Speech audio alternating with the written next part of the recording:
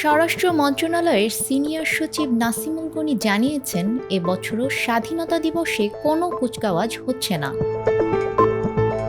রোববার দুপুরে ঈদুল ফিতর ও স্বাধীনতা দিবস উপলক্ষে আইন শৃঙ্খলা নিয়ন্ত্রণ ও নিরাপত্তা ব্যবস্থা গ্রহণ সংক্রান্ত সভা শেষে সাংবাদিকদের এক প্রশ্নের জবাবে তিনি একথা জানান। এই ঈদে জামা জুতো অ্যাক্সেসরিজের ডিসকাউন্ট।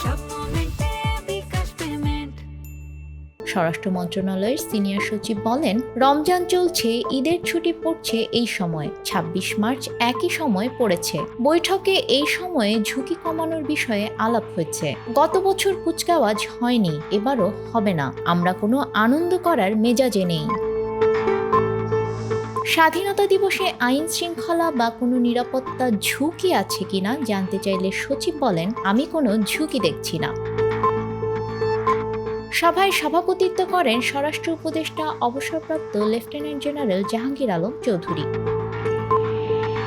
জানা যায়, ঈদকে ঘিরে যেন কোনো শ্রমিক অসন্তোষ না হয়, সেজন্য ঈদের আগেই গার্মেন্টস শ্রমিকদের বেতন ভাতা পরিশোধের নির্দেশ দেওয়া হয়েছে। ঈদে গার্মেন্টস শ্রমিকদের ধাপে ধাপে ছুটির ঘোষণার বিষয়ে সিদ্ধান্ত নেবে তৈরি পোশাক খাতের সংগঠনগুলো।